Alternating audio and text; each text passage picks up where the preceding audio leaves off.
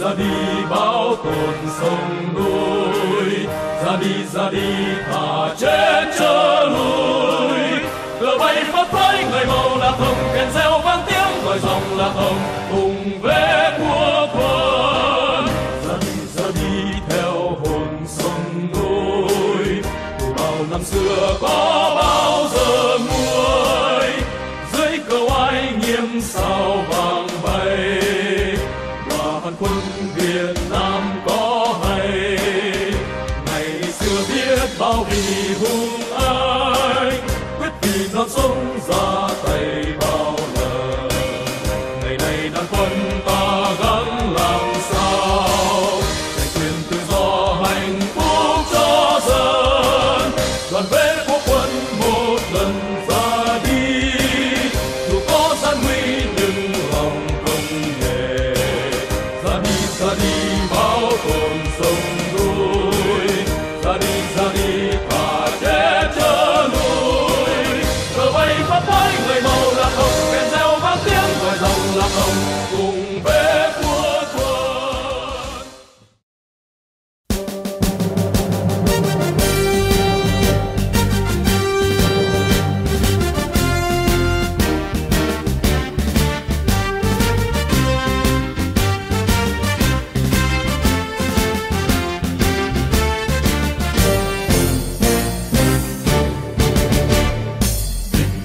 Trên đường hành quân ra mặt trận, chung chung đồng quân tiến bước theo con đường của Bác.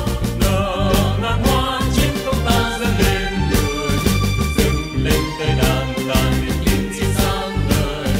Cờ sao quyết thắng lấp lánh soi sáng đường cháu đi. Đi ta đi giải phóng Việt Nam vì quê hương nhà vẫn còn có quân xâm lược. Vì ta còn chiến đấu quê hương xanh đã đi lời Bác trong số ta, chiến đấu cho quê nhà Nam Bắc hòa lời ca. Năm xưa Bác cùng đoàn con đi chiến dịch, núi rừng vẫn nhớ suối vẫn trong hình hình bóng Bác. Đồng quân tiến theo người như thác đổ, yên biên năm nào mong lời Bác giữ chiến hào. Toàn quân hôm nay vẫn tấn cao cờ đỏ bám trao. Đi ta đi giải phóng Việt Nam vì quê hương nhà vẫn còn có quân xâm lược. Vì ta còn chiến đấu quê hương xanh đã đi đời Bác qua đền tiến công. Bác kính yêu đã cùng chung cháu hành quân.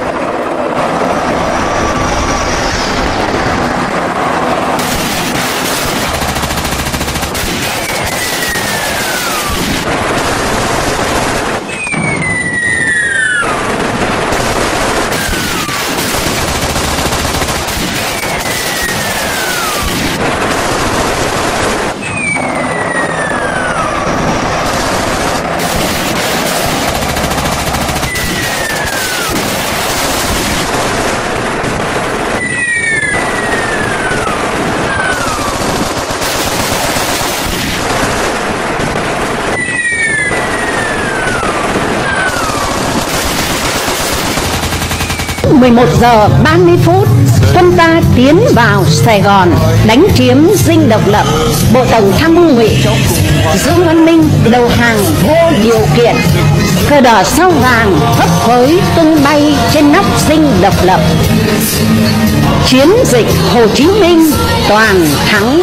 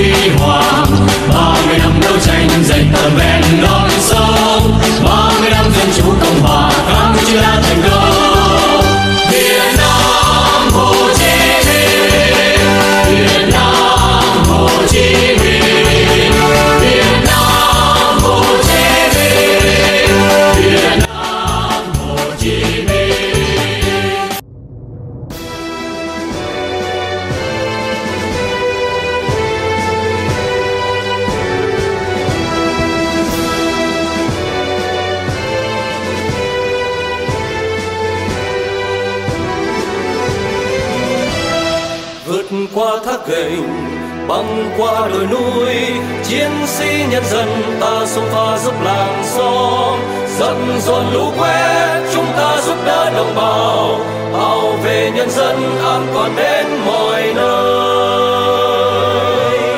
Lòng dân vui mừng hoan hô bộ đội ta đến với nhân dân, tay chung tay giết giặc thù, diệt giặc Covid chúng ta quét sạch, bảo vệ nhân dân vững niềm tin.